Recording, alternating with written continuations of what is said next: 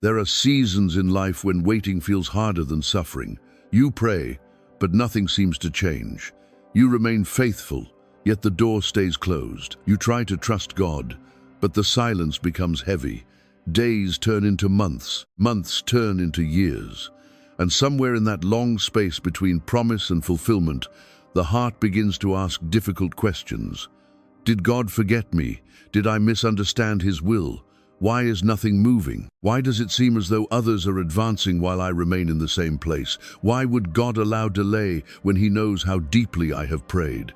These are not small questions. They come from real pain, real confusion, and real spiritual exhaustion. And few biblical stories speak to this experience more powerfully than the life of Joseph.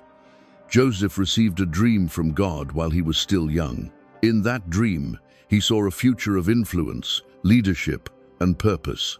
But what followed did not look anything like the promise. Instead of rising, Joseph was thrown into a pit. Instead of being honored, he was sold as a slave. Instead of being trusted, he was falsely accused. Instead of being promoted, he was imprisoned.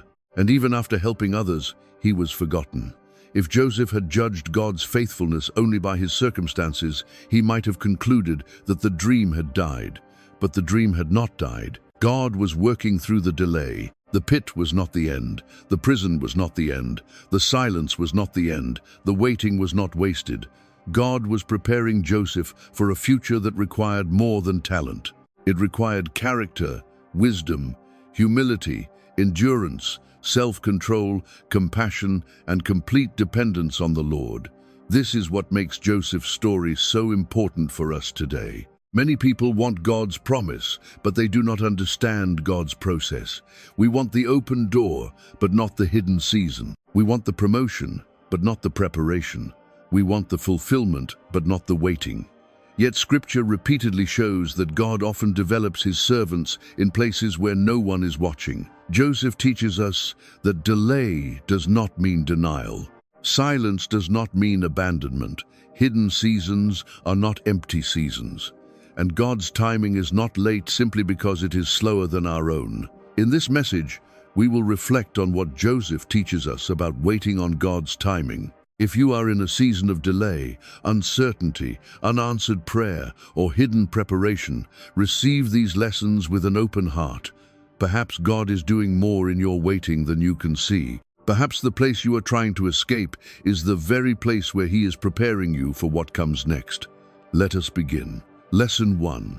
A promise from God may come long before its fulfillment. Genesis 37 tells us that Joseph was only 17 years old when he received dreams that pointed toward his future. In one dream, the sheaves of his brothers bowed down to his sheaf. In another, the sun, moon, and 11 stars bowed down to him. Joseph did not yet understand the full meaning of these dreams, but they revealed that God had a purpose for his life. The important truth is this: the promise came early, but the fulfillment came much later. This is often how God works. He may place something in your heart before you are ready to carry it. He may reveal direction before the circumstances align. He may awaken a calling before the doors open. He may give you a glimpse of purpose while your present reality looks completely different. This gap between promise and fulfillment is where many people become discouraged. We assume that if God has spoken, everything should happen quickly. But Scripture does not teach that. Abraham waited years for Isaac. David was anointed as king long before he sat on the throne. Moses spent 40 years in the wilderness before returning to Egypt. Joseph received the dream as a teenager, but years passed before he stood in authority in Egypt. God is not in a hurry, because He is not only concerned with getting you somewhere, He is concerned with who you become on the way there. A promise can be given in a moment, but character takes time. Wisdom takes time. Humility takes time. Spiritual maturity takes time. Trust takes time. Joseph's dream was real, but Joseph still needed preparation. The young man who received the dream was not yet ready to govern a nation through famine.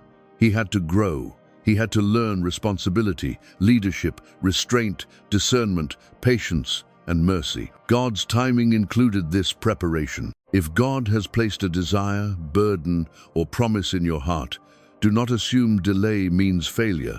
Some promises require seasons of hidden growth before visible fulfillment. The seed is not dead because you cannot yet see the tree. The work may be happening underground. The roots may be growing before the fruit appears. Waiting becomes easier when we understand that God is not merely withholding, He may be preparing. Lesson 2. The pit does not cancel the promise. Genesis 37:23-24 says that Joseph's brothers stripped him of his coat and cast him into a pit. Imagine the confusion. One moment, Joseph had dreams of a future shaped by God's purpose. The next, he was alone in a pit because the very people closest to him had rejected him. This is one of the hardest parts of waiting. Sometimes, circumstances appear to contradict everything we thought God was doing. We expected progress, but experienced loss. We expected support, but encountered betrayal. We expected clarity, but found darkness. The pit can make you question the promise, but the pit did not cancel Joseph's future. It became part of the road toward it. This does not mean the betrayal was good. Evil is still evil. His brothers were wrong, but God was able to work even through what was meant to harm Joseph. This truth becomes clear later in Genesis 50:20, when Joseph tells his brothers, "But as for you, ye thought evil against me, but God meant it unto good." Joseph learned that God can take what others intended for harm and weave it into His larger purpose. This does not excuse injustice, it reveals the sovereignty of God. The pit was painful, but it did not place Joseph outside God's reach. Sometimes you may feel as though one painful event has ruined everything: a betrayal, a rejection, a loss, a failure, a closed door. You may think, surely this has destroyed the future I hoped for. But Joseph's life reminds us that God is not limited by setbacks. He can redirect, He can restore, He can redeem. He can use even painful chapters to lead toward a purpose we cannot yet see. The pit is not proof that God has abandoned you. Sometimes the pit becomes the place where false security is removed. Sometimes it reveals who you are without applause. Sometimes it teaches dependence. Sometimes it strips away pride. Sometimes it separates you from one season so God can lead you into another.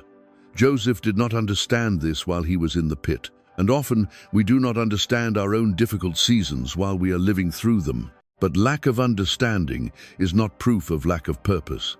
Trusting God's timing means believing that He is still working, even when the current chapter looks nothing like the promise. Lesson 3. Waiting often begins with losing control. Joseph was sold to merchants and taken to Egypt. Genesis 37:28 says that his brothers sold him for 20 pieces of silver. Suddenly, Joseph lost control over almost every part of his life. He did not choose Egypt. He did not choose slavery. This is difficult for us because we often connect peace with control. We think we will trust God more easily when we understand the plan, control the timing, and know the outcome. But true faith is often formed when control is removed. Waiting exposes how deeply we depend on our own ability to manage life. We want to know when, we want to know how, we want to know why, we want to know what comes next. But sometimes God only gives enough light for the next step. Joseph had no visible control over his destination, but God had not lost control over Joseph's life. Genesis 39:2 says, "And the Lord was with Joseph." Those words are the key to the entire story. Joseph's circumstances changed dramatically, but God's presence did not. He was no longer in his father's house. He was in a foreign land, yet the Lord was with him. This is one of the deepest lessons about waiting on God's timing. Peace does not come from controlling the journey. Peace comes from knowing God is present in it. You may not be where you expected to be. You may not have the answers you hoped for. You may not have the influence, resources, or certainty you desire. But if God is with you, you are not abandoned. Sometimes the greatest spiritual growth happens when we stop asking, "How can I control this?" and begin asking, "How can I remain faithful here?" Joseph could not control Egypt, but he could control his response. He could choose integrity. He could work diligently. He could honor God. He could remain faithful, and that is what he did. Waiting becomes less destructive when we stop measuring our lives by what we cannot control and start stewarding what God has placed in our hands today. Lesson 4. Faithfulness in hidden seasons prepares you for visible responsibility. Joseph became a servant in the house of Potiphar, an officer of Pharaoh. Genesis 39, 3-4 tells us that Potiphar saw that the Lord was with Joseph and made him overseer over his house. This is important. Joseph did not wait passively for his dream to come true. He worked faithfully in the place where he had been placed, even though it was far below the future he had seen. This is a powerful lesson. Many people waste hidden seasons because they are so focused on where they want to be that they neglect where they are. They think, when God opens the big door, then I will be faithful. When I receive the promotion, then I will work with excellence. When people notice me, then I will give my best. When my circumstances improve, then I will become disciplined. But Joseph did not live this way. He served faithfully as a slave. He managed well before he governed a nation. He proved trustworthy before he received public authority. The hidden season was training. God was developing leadership in obscurity. Joseph learned administration, responsibility, stewardship, decision-making, and discipline in Potiphar's house. These skills would later become essential when he managed Egypt's resources during famine. What looked like a detour was actually preparation. The same is often true for us. The job you think is beneath you may be teaching you something you will need later. The season of limited influence may be developing humility. The quiet responsibility no one notices may be building faithfulness. The difficult environment may be strengthening endurance. The task you wish you could escape may be part of your training. God often prepares people privately before using them publicly. David learned to fight lions and bears before facing Goliath. Moses learned the wilderness before leading Israel through it. Joseph learned to manage a household before managing a nation. Do not despise small beginnings. Do not waste the hidden season. The question is not only, when will God promote me? The better question is, am I being faithful with what He has given me now? God's timing includes preparation, and faithfulness today may be building the capacity you will need tomorrow. Stay with me, because the next lesson reveals one of the hardest truths about waiting. Sometimes doing the right thing does not bring immediate reward. Lesson 5.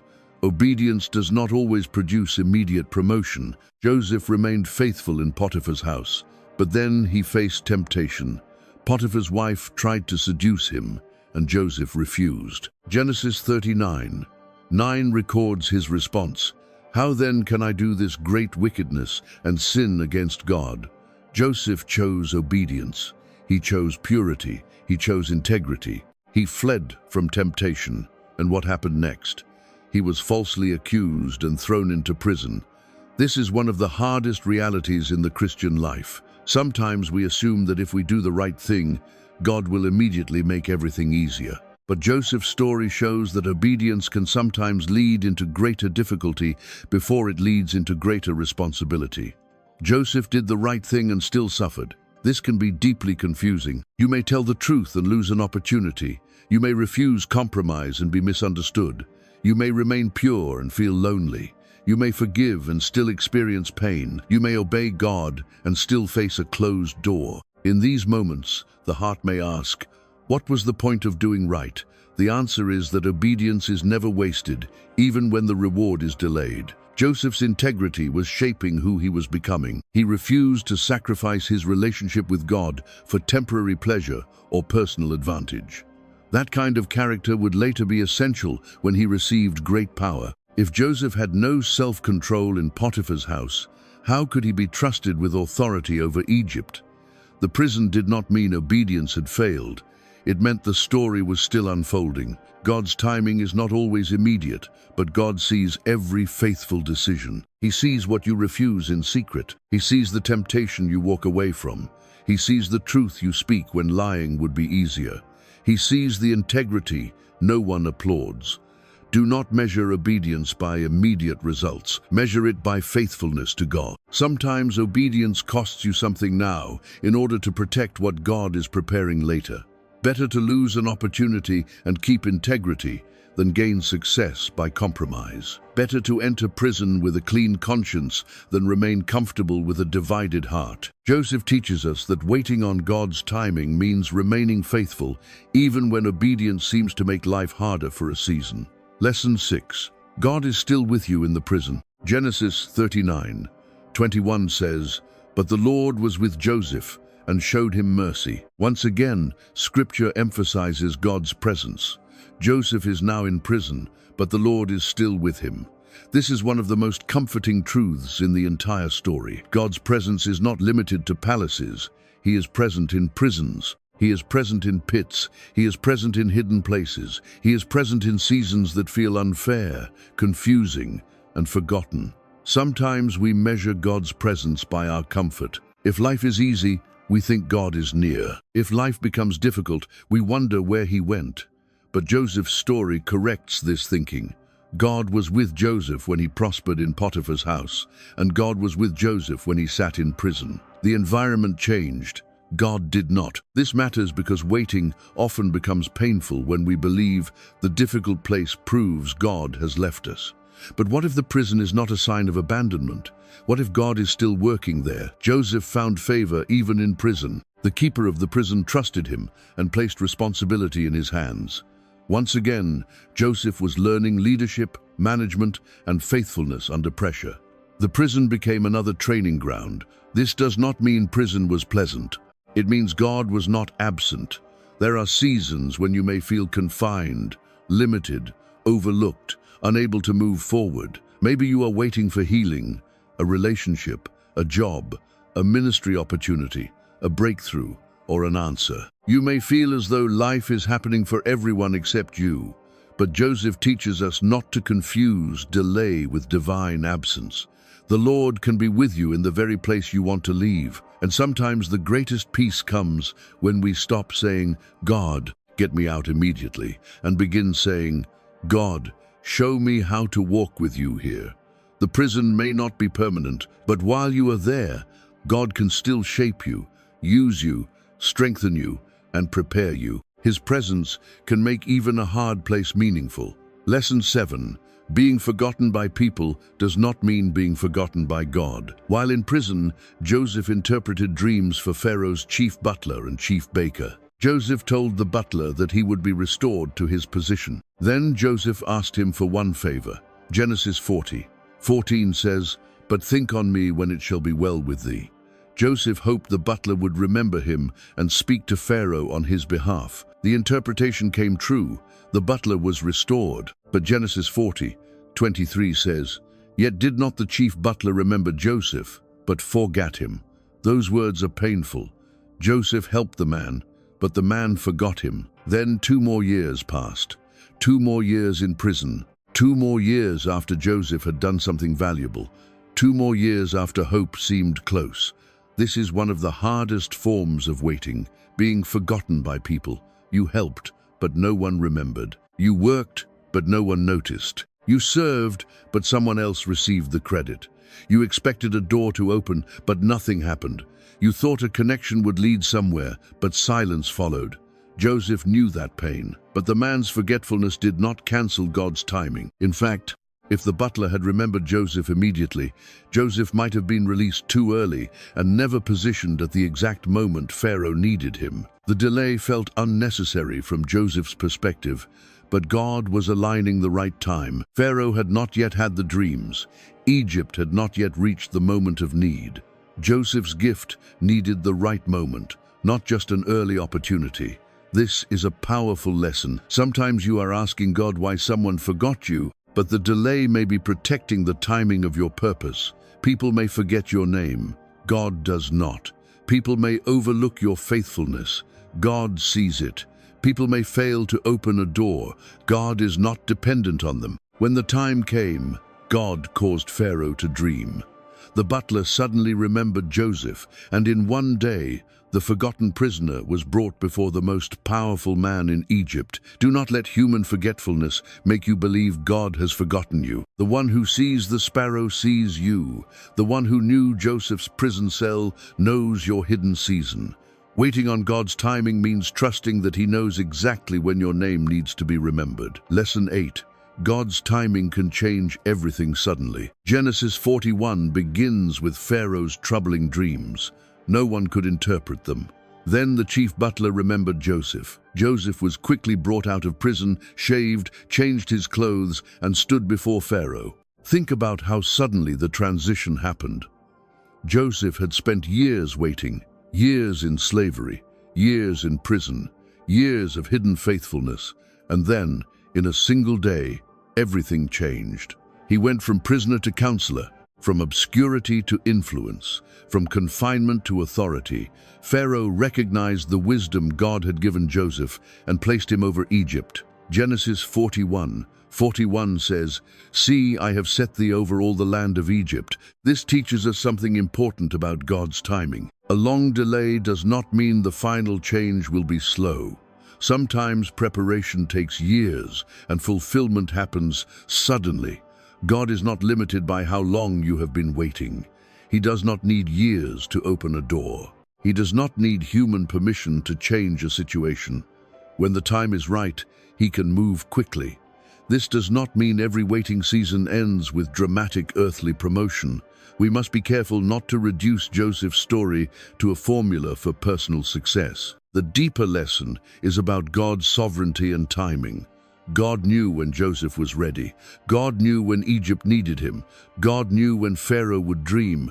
God knew when the famine would come. The timing connected all of these things perfectly. Joseph could not have arranged this himself.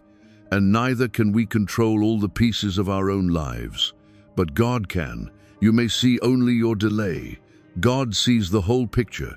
You see one closed door. God sees timing, people, circumstances, growth, and future consequences.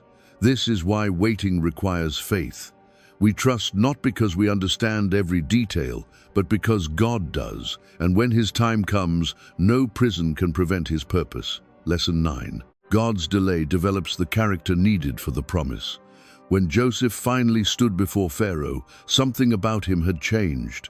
The young Joseph in Genesis 37 quickly told his family about his dreams. But the mature Joseph in Genesis 41 stood with humility before Pharaoh and said, "It is not in me. God shall give Pharaoh an answer of peace." Joseph no longer centered himself. He pointed to God. This is one of the clearest signs that the waiting had done something deep within him. The dream was not only about reaching a position, the process had shaped the man who could carry that position. Joseph had learned humility. He had learned patience. He had learned leadership. He had learned to resist temptation. He had learned to serve faithfully in low places. He had learned to interpret dreams without pride. He had learned to trust God in silence. He had learned compassion through suffering. All of this would matter later. If Joseph had received authority too early, pride might have destroyed him. But God used the years of waiting to prepare him. This is a lesson we often resist. We ask God to change our circumstances, but He is often using our circumstances to change us. We ask for the promise, but He is building capacity. We ask for the open door, but He is strengthening integrity. We ask for influence, but He is teaching humility. We ask for more, but He is teaching stewardship of less. Waiting is not only about time passing, it is about transformation. Ask yourself, who am I becoming in this season? Are you becoming bitter or wiser, anxious or more prayerful, proud or more humble, passive or more faithful? Waiting can either harden the heart or deepen trust. The difference often depends on how we respond to God. Joseph did not allow delay to destroy his character. He allowed God to use it. The promise required not only opportunity, but maturity. And perhaps some of the things you are praying for also require a version of you that God is still forming. Lesson 10. God's timing is bigger than your personal comfort. When Joseph became governor of Egypt, the famine eventually brought his brothers to him. The dreams from his youth were fulfilled, but the fulfillment was larger than Joseph's personal success. God had positioned Joseph to preserve many lives. Genesis 50:20 says, God meant it unto good, to bring to pass, as it is this day, to save much people alive. This is perhaps the greatest lesson in Joseph's story. God's timing was not only about Joseph, it was about a family, a nation, and a future. Sometimes we interpret delay only through personal discomfort. We ask, why am I waiting? Why is this taking so long? Why is God allowing this? But God may be working on a scale we cannot see. Your preparation may affect people you have not met yet. Your healing may help someone else survive. Your wisdom may one day guide a family, a church, a business, or a community. Your testimony may strengthen someone walking through the same pain. Joseph's suffering was personal, but his purpose was larger than personal. This does not mean every painful event is directly caused by God. Scripture clearly shows that Joseph's brothers acted wickedly and Potiphar's wife lied. But God was able to redeem what others meant for evil and use it within his larger plan. That is hope. God can take broken chapters and still write purpose through them. He can use delay. He can use rejection. He can use hidden years. He can use wounds that he later heals. He can use what seemed wasted. Waiting becomes easier when we remember that God may be doing more than we can presently see. The story is not only about our comfort, it is about his glory and his purpose. Lesson 11. Forgiveness is part of trusting God's timing. When Joseph finally had power over his brothers, he had the opportunity for revenge. These were the men who had hated him, thrown him into a pit, sold him, and caused years of pain. Yet Joseph chose mercy. He wept, he forgave, he provided for them. This did not mean the evil was acceptable. It meant Joseph trusted God enough not to let bitterness become his master. Waiting seasons can produce resentment if we are not careful. We may become angry at people who hurt us, people who moved ahead of us, people who forgot us, or even people who contributed to our delay. But bitterness can imprison the heart even after the external prison has opened. Joseph's freedom was not complete merely because he left the prison. He also had to release the past. Genesis 45 shows Joseph revealing himself to his brothers and recognizing God's larger purpose. This is profound spiritual maturity. He did not deny the pain. He saw beyond it. Forgiveness is part of trusting God because it releases the need to control justice personally. It says, God saw what happened. God knows the truth. God can judge rightly. I will not allow this wound to define my future. Some people are waiting for God's timing while carrying bitterness from the past. But bitterness can distort discernment, steal peace, and keep the soul emotionally tied to the very people who caused pain. Joseph teaches us to let God heal the wound and free the heart. You cannot always change what happened, but by God's grace, you can refuse to let it own your future. Lesson 12. When the promise is fulfilled, remember who carried you through the waiting. Joseph named his sons Manasseh and Ephraim. Genesis 41:51 says, For God, said he, hath made me forget all my toil, and all my father's house. And Genesis 41:52 says, For God hath caused me to be fruitful in the land of my affliction. Notice Joseph's language. God made me forget. God caused me to be fruitful. Joseph remembered who carried him. Success did not make him forget the Lord.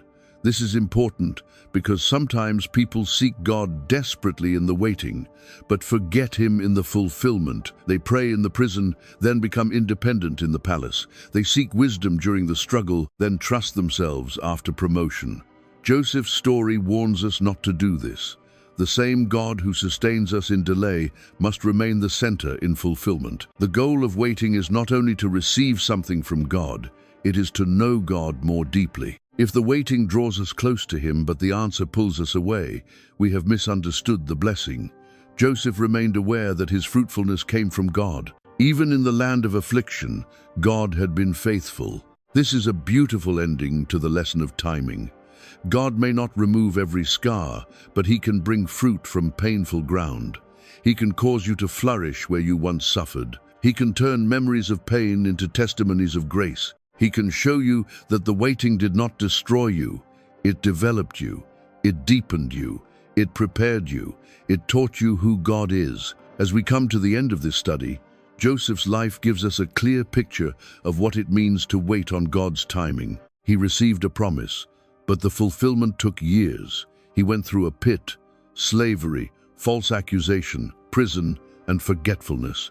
Yet through every season, God remained with him. The pit did not cancel the promise. The prison did not erase the purpose. Human forgetfulness did not mean divine abandonment.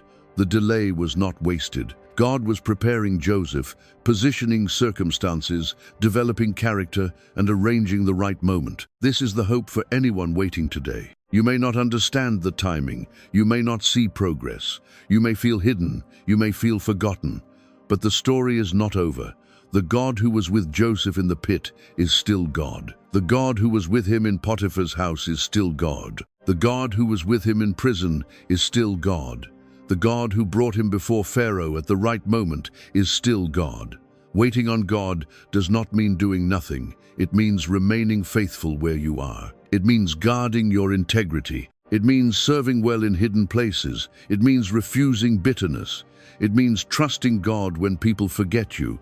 It means allowing the delay to develop your character. It means believing that God sees the full picture, even when you see only one painful chapter. Perhaps your waiting is not punishment. Perhaps it is preparation. Perhaps the door is not closed forever. Perhaps the timing is simply not complete. Perhaps God is protecting you from arriving before you are ready. Perhaps He is arranging circumstances you cannot yet see. Perhaps the very season you are resisting is shaping the strength you will need later. Do not waste the waiting by living only in frustration. Ask God what He wants to teach you now. Be faithful now. Pray now. Forgive now. Grow now. Serve now. Trust now. The promise may belong to tomorrow, but obedience belongs to today. If this message spoke to your heart, write in the comments, "Lord, help me trust your timing," and share which lesson from Joseph's life touched you most. Like this video if it encouraged you, share it with someone who is struggling in a season of waiting, and subscribe to Biblical Wisdom Daily for more scripture-based wisdom, encouragement, and practical guidance for everyday life. May the Lord give you patience when the answer is delayed, strength when the road is difficult, wisdom in hidden seasons, and faith to believe that His timing is never careless. Remember this: Joseph was not forgotten in the pit, not abandoned in slavery, not invisible in prison, and not late when the time came. God was with him through it all, and the same God who was faithful to Joseph is still faithful today. May He guide you, prepare you, and give you peace as you wait for His perfect timing.